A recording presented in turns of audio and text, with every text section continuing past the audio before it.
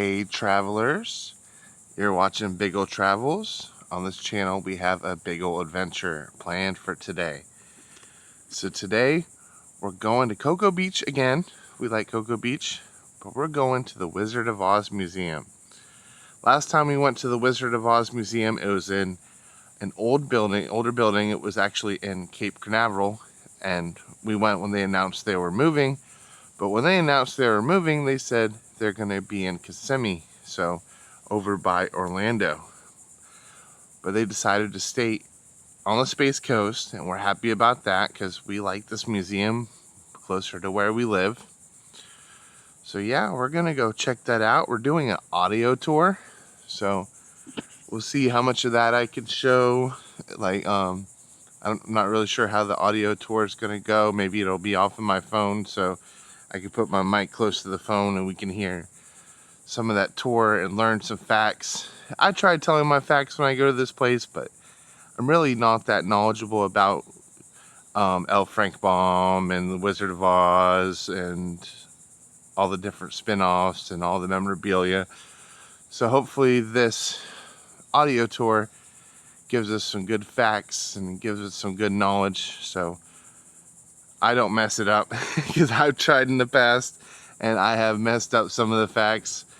I gave like some facts that weren't exactly correct. So yeah, hopefully we have a good time. Check out the new building and join me for some fun. Let's go.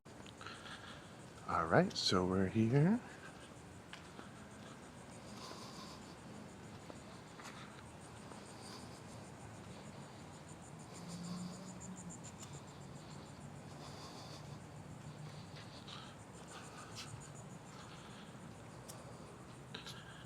Toto, you can follow the yellow brick road. It's a Tin Man over there.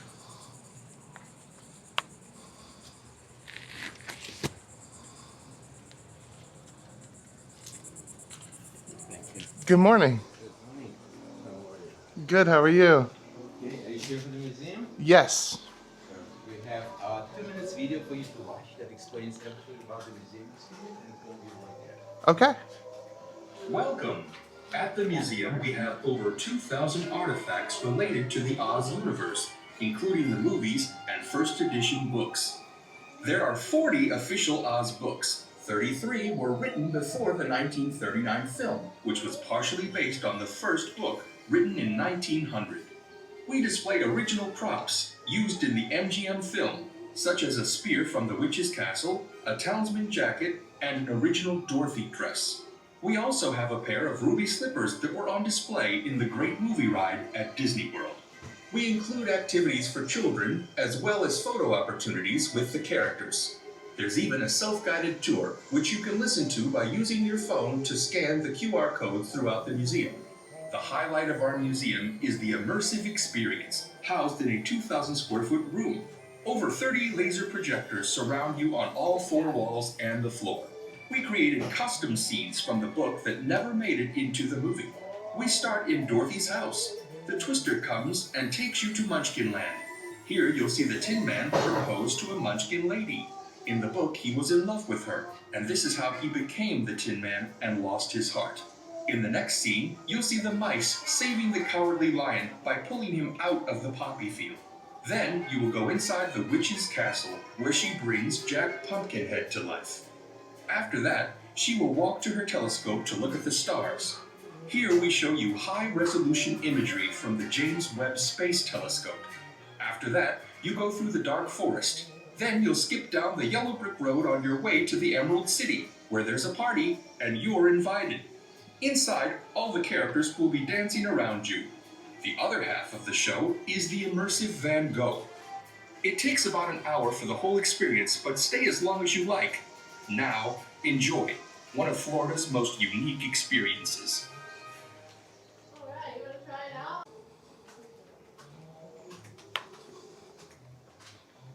Okay, so there are 2 restrooms here in case you need, but there's also more inside of the museum. I'll explain a little more in here for you. Sweet. Alright, welcome. So So this is the museum all in here. The children's room is the far left corner. We also have more cabinets in there. There's going to be a self-guided tour with these QR codes on most of the cabinets. We do highly recommend those. It goes to your speakerphone. The Wi-Fi is the Wizard of Oz Museum. No password needed. So this is the beginning here, and most of the history is in the first 10 cabinets. And then you can kind of go around however you want. You can sit in the throne chairs to take pictures with the characters. You can also take pictures and videos anywhere throughout the museum or immersive experience. Movie room will be right over here if you want to take a break. We have Oz the Great and Powerful showing with some chairs. If you go down this hallway right here, on the right-hand side, we have the I Dream of Jeannie add-on we just recently did. Took place here in Cocoa Beach. You can also sit in that chair, take pictures like you're in the bottle. Left-hand side is back to the gift shop. But to get to the immersive experience, you want to go outside of the Genie door. You're going to follow the yellow brick road right around. It'll say immersive experience on the front door. Okay. So you can go in at any time, but you want to at least stay for 30 minutes. It's half Oz, half Van Gogh, and 3 minutes of the universe. It's also running in a loop, so you can stay in there as long as you want. We also have a restroom through that back door of the immersive room and at the end of this hallway here. Okay? Awesome. Have fun. Thank you. You're welcome. I'm Jackie if you have any questions. Sweet. All right.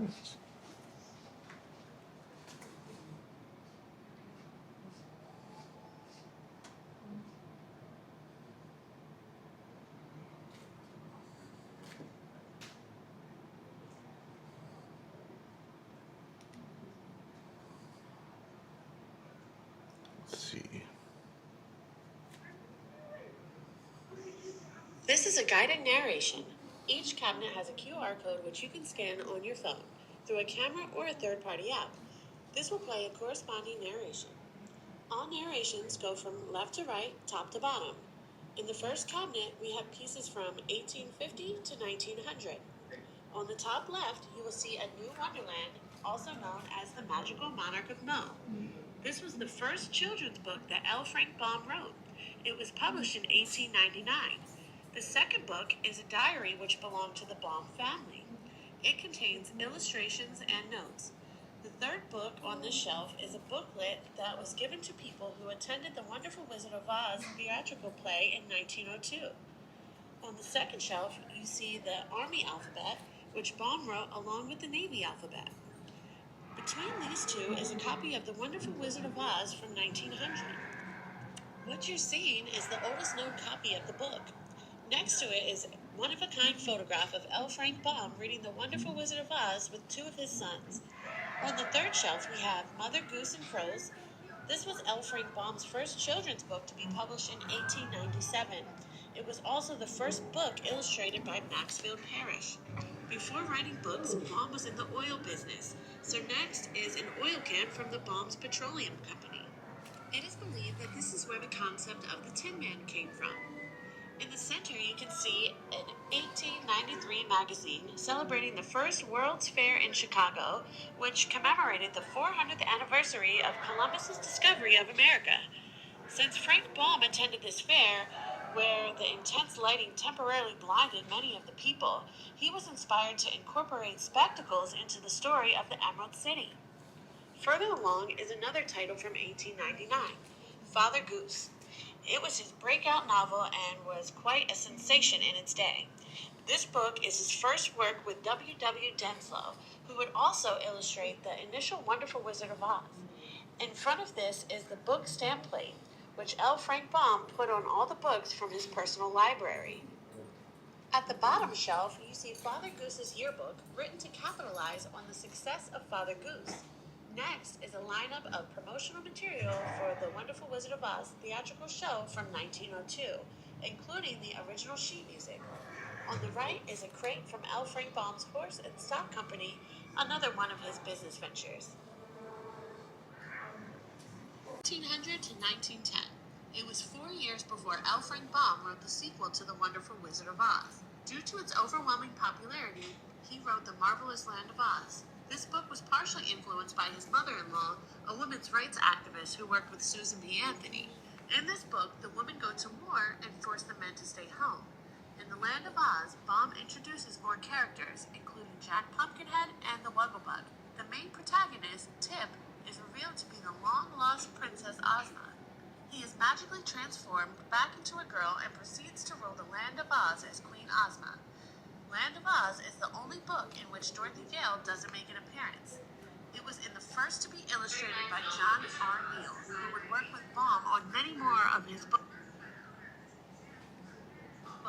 That brings us to the third installment, Ozma of Oz. This is considered, out of all 40 official books, as one of the best to read. The plot for the 1985 movie Return to Oz was a mix of elements from each of these two sequels. In 1908, he wrote a fourth book, Dorothy and the Wizard of Oz. In 1909, he wrote The Road to Oz, and in 1910, he wrote The Emerald City of Oz, which you can see on the second shelf. This was originally meant to be the end of the Oz series.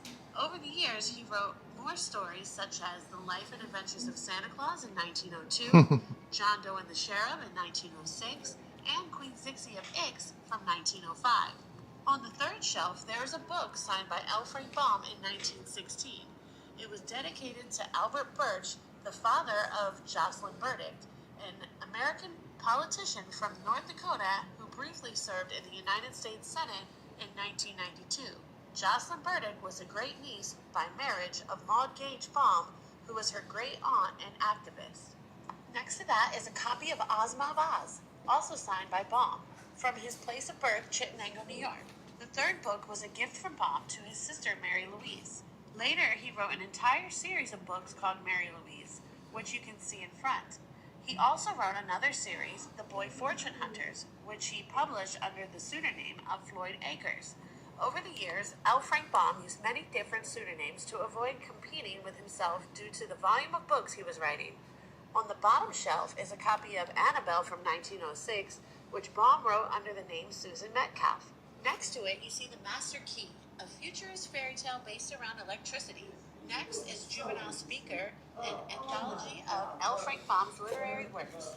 Then we have Sam Steele's Adventures on Land and Sea, which he wrote under the pen name Captain Hugh Fitzgerald. On the right, we have On Jane's Nieces series, a series for girls which became L. Frank Baum's second most popular series, generating 10 books in total. In the front are original postcards from the 1902 Wizard of Oz musical. Laid flat is sheet music from the 1905 musical The Wugglebug. In the middle is Professor Wugglebug from the same year. Children would answer questions from the Wugglebug, and if they got them right, they would receive the buttons you see below. There are two other books, Mr. Woodchuck and Sugarloaf Mountain, written by Baum under the pen name Laura Bancroft. There's also The Last Egyptian, which was published anonymously, as well as The Enchanted Island of Yew from 1903. 12, L. Frank Baum wrote The Sea Fairies, as well as Sky Island, which feature the adventures of a young girl named Trot and her friend Captain Bill. These were meant to be the first in a new series. However, it wasn't as successful as expected. This led Baum and his publisher Riley and Lee to continue the Oz series. To the right are 5 of the 6 books in the 1913 Little Wizard series, which told short tales featuring the Oz characters. These were released to promote the return of the Oz books and to get younger readers interested. Later that year, they released The Patchwork Girl of Oz. L. Frank Baum went on to publish a new Oz book every year until his death in 1919.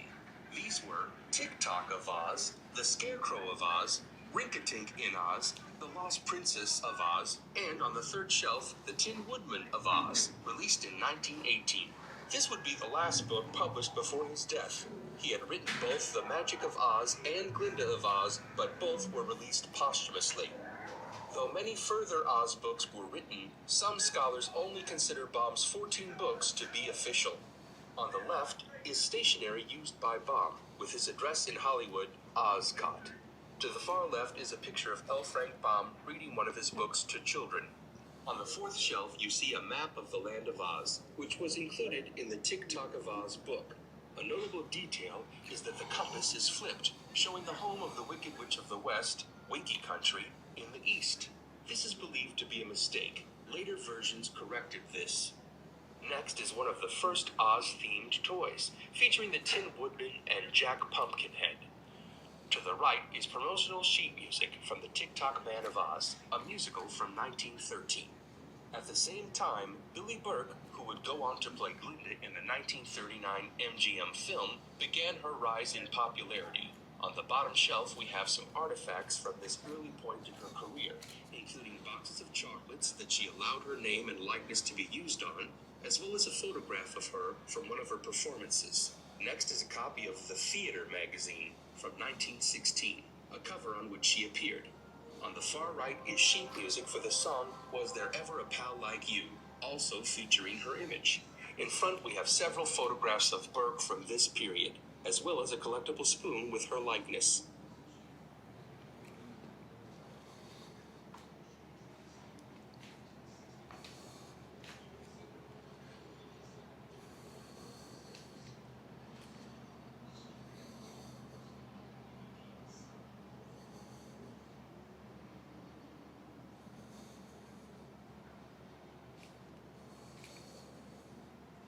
After the death of L. Frank Baum, Riley and Lee brought on Ruth Plumley Thompson to continue the Oz stories. Thompson was an avid reader of Baum's from a young age, and by this point had written 2 of her own children's books. From 1921 to 1939, she wrote 1 Oz book a year, totaling 19 installments.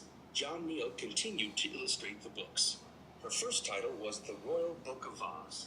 It was originally credited to the late L. Frank Baum, when in fact, Thompson had written it from scratch. Her next book was Kabumpo in Oz, followed partly by the other 7 you see on the top 2 shelves. In the middle of the second shelf, you can see volume 35 of the Baum Bigle from 1991, which pays homage to Thompson. In 1921 came Parker Brothers' The Wonderful Game of Oz, which originally came with pewter pieces, but were later replaced with wooden pieces. The dice from the game spell wizard. On the bottom shelf, you see a stuffed scarecrow and flying monkey used for promotion of the Wizard of Oz 1925 silent film. These are one of the few which survive today. Between them is a still from the film, starring Larry Salmon, Dorothy Dwan, and Oliver Hardy. The film bears almost no resemblance to the book. It did so poorly that it bankrupted the studio which produced it. This cabinet goes from 1930 to 1940. On the top 2 shelves are the remaining Oz books written by Ruth Plumley Thompson.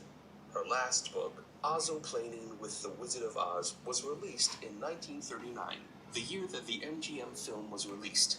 With this, Thompson completed her series. On the third shelf, on the left, is a copy of The Laughing Dragon of Oz from 1934, written by L. Frank Baum's son, Frank Baum. It was an unofficial comic book and was never mass-produced.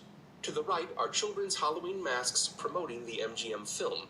Laid flat are a set of playing cards made and released in the United Kingdom, which shows scenes from the movie. On the fourth shelf are stills and other promotional material for the film.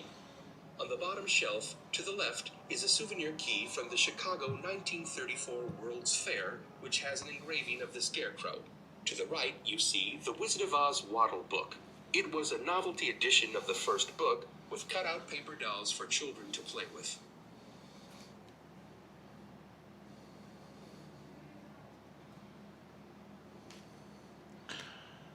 And it didn't mention this, but Shirley Temple was meant to originally play Dorothy in The Wizard of Oz. But they went with who they went with. While Shirley Temple was strongly considered by MGM executives who wanted a massive box office. Oh, yeah.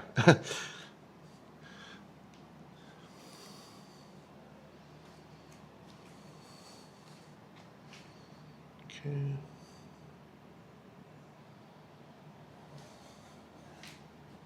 Yeah, they went with Judy Garland.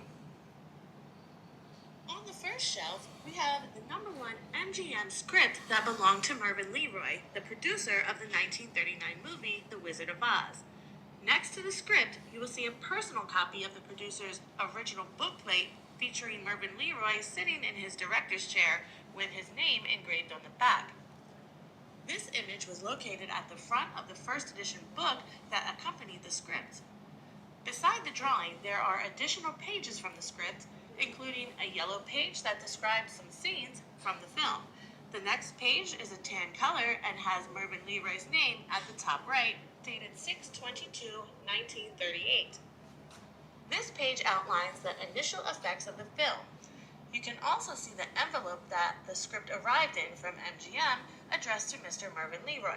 After that, you will see an original contract between the Lowe's Corporation and Whitman Company, signed by 4 members of the MGM film: Judy Garland, Margaret Hamilton, Frank Morgan, and Bert Lahr. On the second shelf, we have a Scarecrow made by the Ideal Company in 1939, as well as a lobby card for the film that's signed by 5 of the Munchkins. In front is a promotional scarf for the film. To the right, we have 2 Dorothy dolls. The one to the right has real human hair. On the third shelf, has real we have human more hair. cards and another promotional scarf. Then we have cigarette cards with Judy Garland's image. Next is an illustrated Wizard of Oz picture Cigarette book. cards. In front is a promotional box of soap resembling the characters. Then there's the official Decca album soundtrack from the MGM film. In front, there's a card signed by the cast, including Judy Garland, Bert Lahr, Ray Bolger, Jack Haley, and Margaret Hamilton. To the right are more promotional soaps from 1939. On the fourth shelf are all 9 of the Junior Edition books produced by Rand McNally. In the middle is the original Junior Edition advertisement. These books were released to coincide for the MGM movie. They summarize the plots of respective Oz titles for younger readers. Others were releases of The Little Wizard. On the bottom shelf are various editions of the main Oz books. On the left is a Wizard of Oz floor sweeper. Behind and below the books are more lobby cards for the film. And in the middle, you see a 1939 Wizard of Oz board game. To 1960s. In 1940, John R. Neal began releasing his own installments to the Oz series, beginning with The Wonder City of Oz. Next came The Scalawagons of Oz in 1941, and Lucky Bucky in Oz, 1942. With that is The Dust Jacket, with a message from Neal promoting war bonds for World War II. John Neal passed away that next year, leaving a draft for another book, The Runaway in Oz, which Riley and Lee never published. It wouldn't be released until 1995 by Books of Wonder. After Neal's death, writer Jack Snow took over. He was a reader of Baum since childhood. In fact, when L. Frank Baum died, a 12-year-old Snow offered to continue the stories, but was politely turned down. Jack Snow published 2 more official Oz books, those being The Magical Mimics in Oz in 1946 and The Shaggy Man of Oz in 1949. After Snow, 2 more books were written: Rachel Cosgrove's Hidden Valley of Oz in 1951 and Eloise McGraw and her daughter, Lauren McGraw's Merry-Go-Round in Oz in 1963. The latter would be the last official Oz book published, closing off what's referred to as the famous 40. On the right is an invitation letter to a reception for Congressman Robert Dorman, hosted by Ronald Reagan and Pat Boone, and held at the home of Jack Haley in Beverly Hills. On the third shelf, there's a set of figurines from 1966 dubbed Ozkins, released by the Aurora Company, promoting the children's TV cartoon Off to See the Wizard. In front, there's another set painted by children. Behind those is a General Electric show and tell picture sound program record. When used with the toy player, it would work like a Viewmaster and synced up corresponding images with audio from the record. That is cool. To the right is a fairy tale themed record player from the 1950s. That's on cool which can too. be seen an illustration of the Tin Man and Scarecrow. On the next shelf is a series of Wizard of Oz string holders. Before tape was widely used, holders like these would keep rolls of strings, like twine or yarn, for easy access. They would be held behind these masks, and the string would be pulled out of the mouths to the desired length, and was then cut with scissors. On the bottom shelf are many other Oz product tie-ins, such as a Wizard of Oz trash can, a puzzle, sheet music, a storybook which features the Tin Man and Scarecrow, illustrated by W. W. Denslow, 2 flying monkey candle holders from a New Orleans Mardi Gras carnival, a ceramic cup with the likeness of Frank Morgan, a Halloween bucket of the Scarecrow, as well as a statue of the Scarecrow.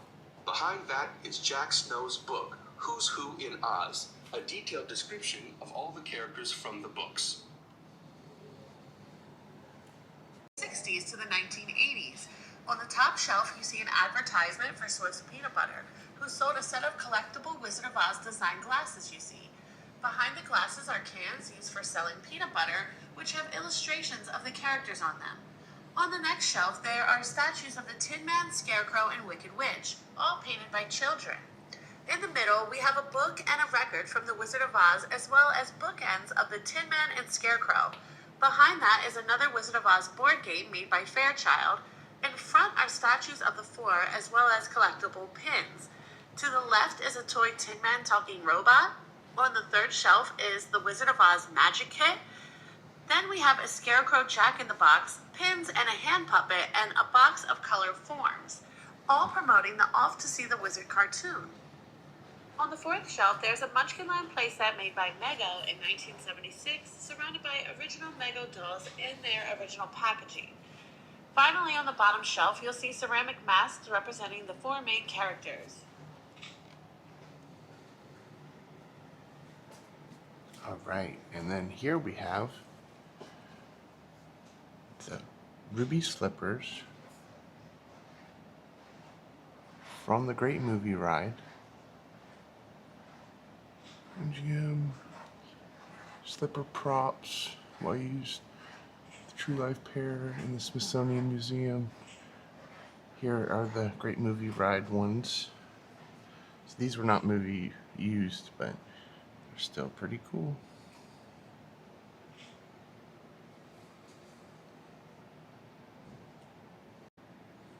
In this cabinet, we have an original Dorothy dress that was worn by Judy Garland for the 1939 film The Wizard of Oz.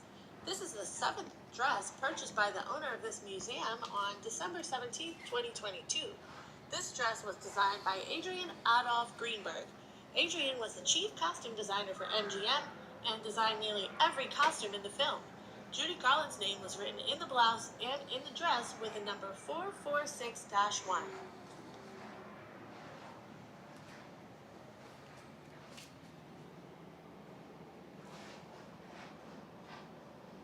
I want to know more about those ruby slippers.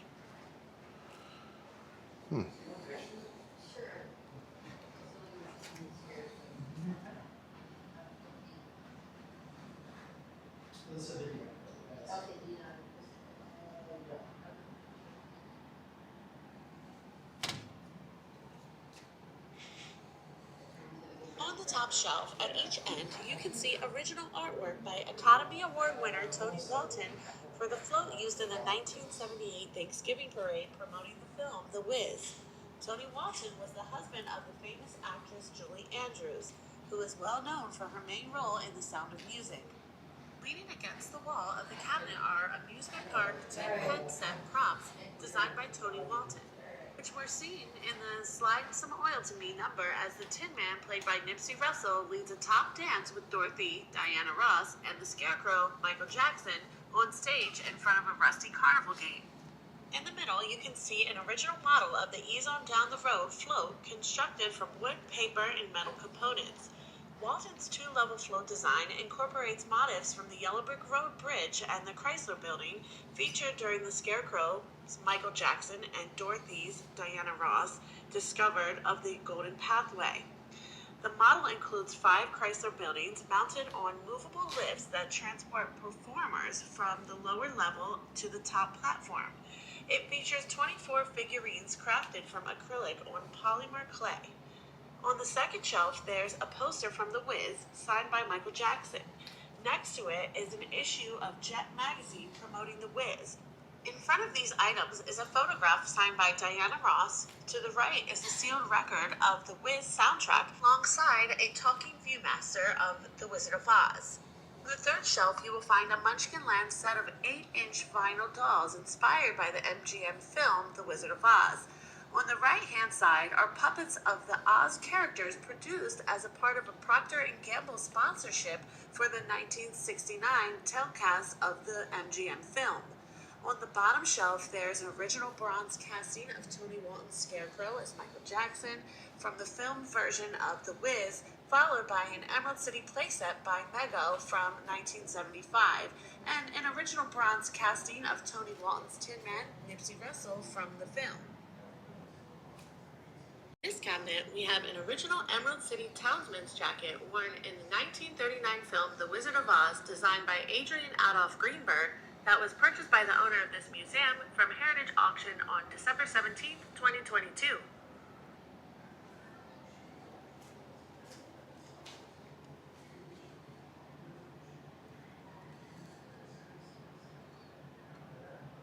Shelf has various drinkware.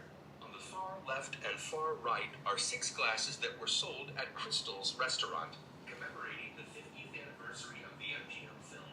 On the second shelf are Halloween costumes of the characters made in the 1980s by Collegeville. In the front are a set of collectible figurines made by the Applause Company. On the third shelf is a set of Ashton Drake Wizard of Oz heirloom ornaments. The fourth shelf has various mugs, and the bottom shelf has a wide range of Wizard of Oz merchandise, including extra-large coloring books, a gumball machine, a Dixie cup dispenser, and even an umbrella. Oh, there's the umbrella.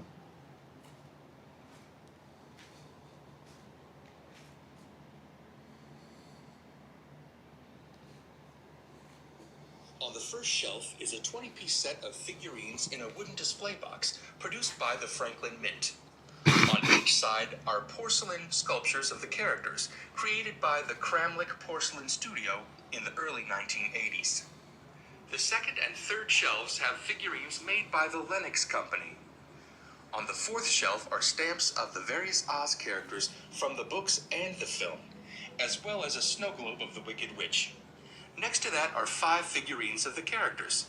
At the bottom are 6 ceramic plates produced by the Bradford Exchange. In this cabinet is a very special one-of-a-kind item. It is a fur jacket that belonged to Judy Garland. It was among her possessions while living in England at the time of her death on June 22nd, 1969. You can see her monogram on the inside of the jacket, as well as several cigarette burns. This jacket came from her husband, Mickey Deans. Oh, there's a cigarette burn. Yeah. Mine would have those too. That's cool though.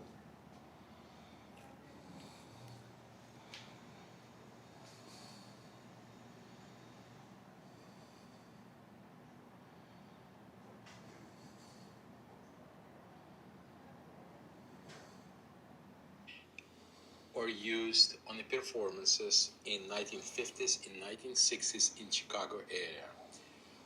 Those puppets built by the puppeteer named Bill Eubank, who was the member of International Wizard of Oz Club. And you can see original backdrops for those puppets.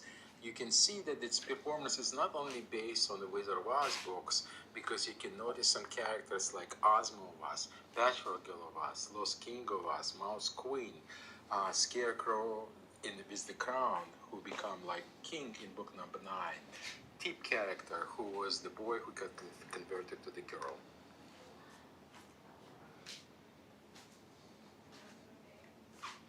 This is like the kids' room, but there's also exhibits in here.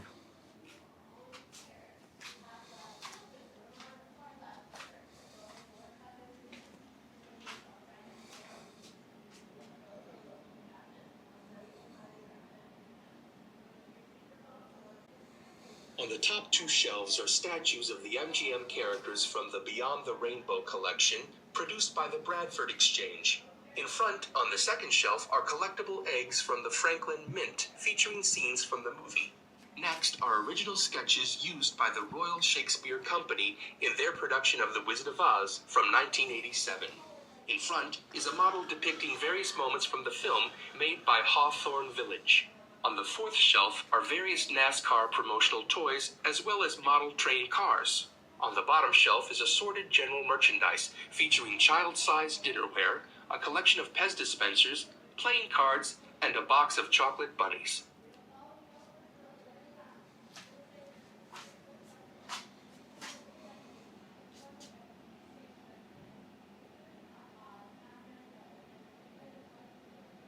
The top shelf features more figurines from the Swirling into Oz collection by the Bradford Exchange. The second shelf has porcelain dolls from Precious Moments. The third shelf features dolls produced by Ashton Drake. In front is a collection of pins.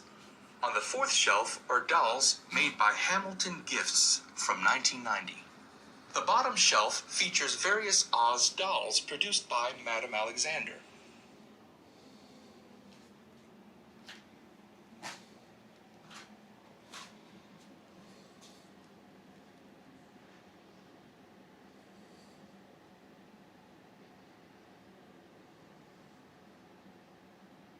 There we go. Some of these QR codes don't want to scan.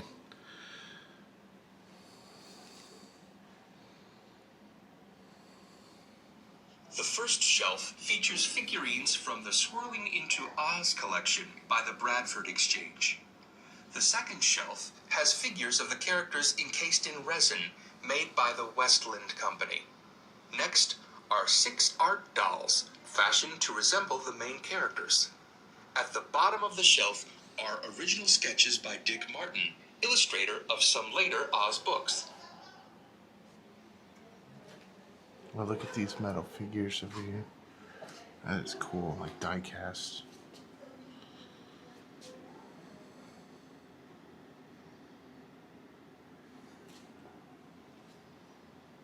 On the first shelf at the back, we have musical plates made by the Knowles Company from 1993. In the front are samples from the Snow Babies collection featuring Oz characters. On the second shelf are more musical plates. In the front of that are shoes styled after the characters' costumes. Next to that are several pewter figures. At the back of the second shelf, we have the characters depicted as everything from dachshunds to fairies, all manufactured by the Hamilton collection.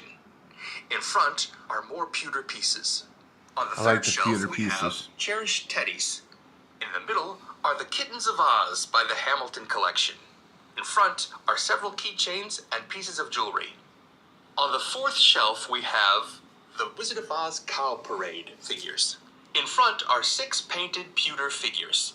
On the bottom shelf, we find several examples of general merchandise, including beanbag characters, McDonald's Happy Meal toys, and a belt buckle, to name a few.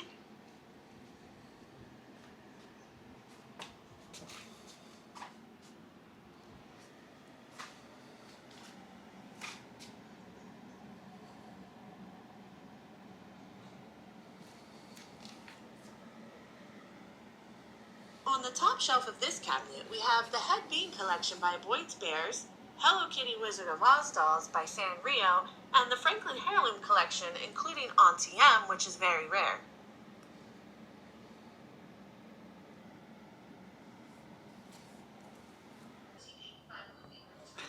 Look at the thrones. We're gonna go sit in the throne.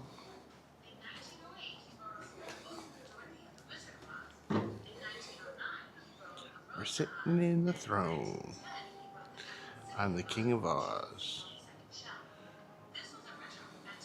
Some flying monkeys over here. Sit in the other chair.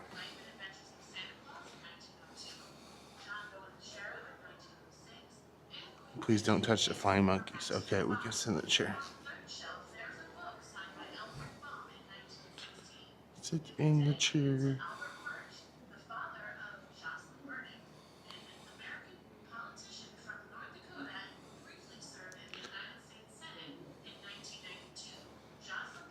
Toto!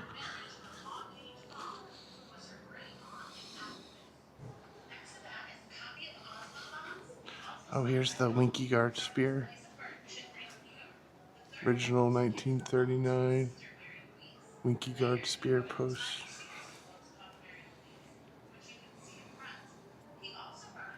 Okay.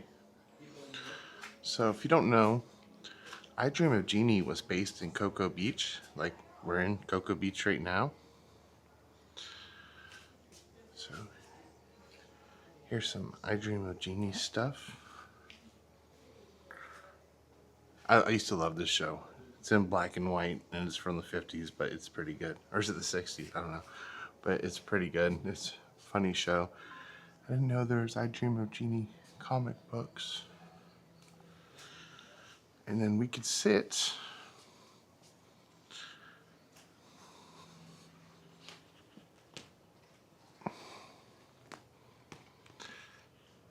I Dream of Jeannie chair.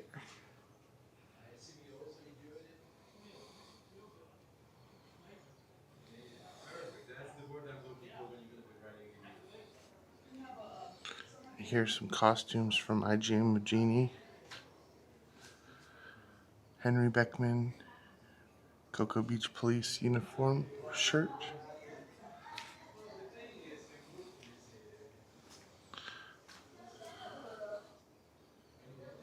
Very cool.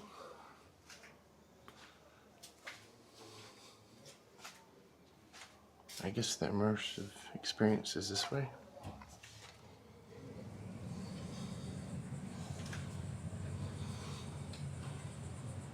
Oh, we can follow the yellow brick road. Let's open the door. Wow.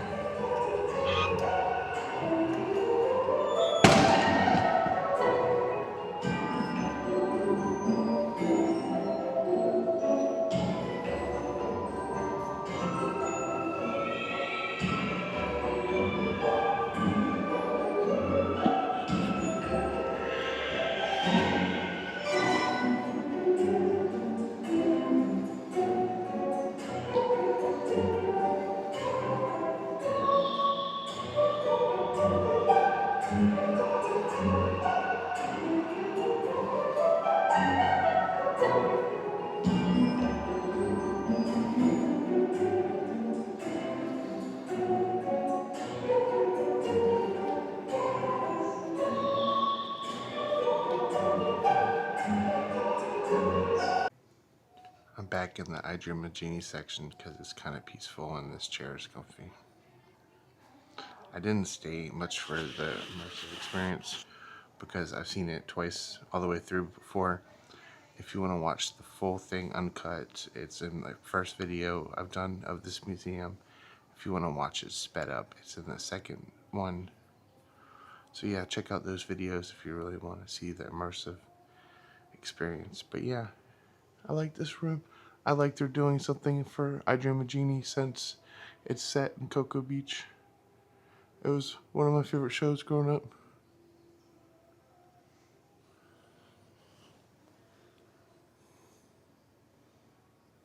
We see items from the 1985 Disney movie Return to Oz. The first I love shelf this movie. features books, action figures, and hand puppets of the Scarecrow, the Gump, and Tick-Tock. The second shelf features bubblegum trading cards promoting the movie. Toward the back is a calendar, a pull-out poster, and a photograph signed by Sir Paul McCartney during a visit to the movie set. On the bottom shelf, we have items from the 2013 Disney film Oz the Great and Powerful, featuring a stuffed flying monkey, several dolls, and a life-size porcelain doll of the China Girl. Other merchandise includes a porcelain teapot. You'll also see an original color plate from the first edition of The Wonderful Wizard of Oz, illustrated by W. W. Denslow, depicting the dainty China country.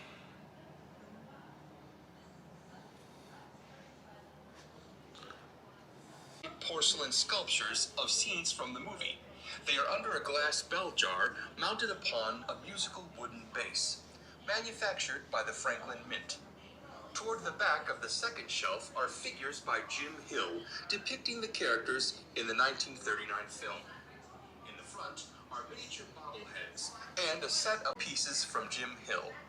In front are 8 magnets of the characters. In the middle of the fourth shelf are bookends manufactured by Bradford Exchange. In front are hanging figural heads of the characters. On the bottom shelf, toward the back, are sculpted plates. In the middle are bookends made by the Smithsonian Institute. To each side are chess sets. Let's exit through the gift shop.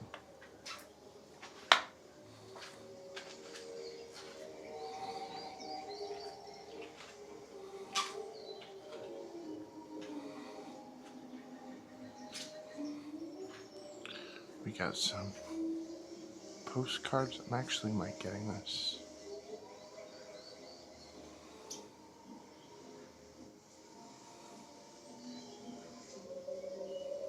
I want to Some museum cards, custom card.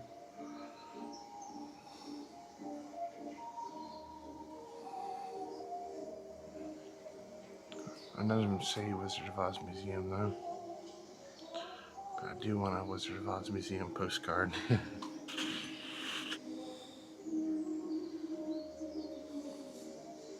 Oh, it does.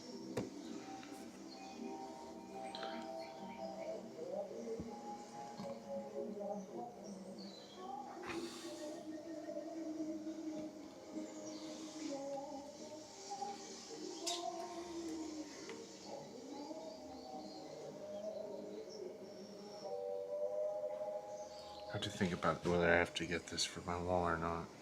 How was it? You have a good time? Yes, I did. I loved it. You did? Okay, good.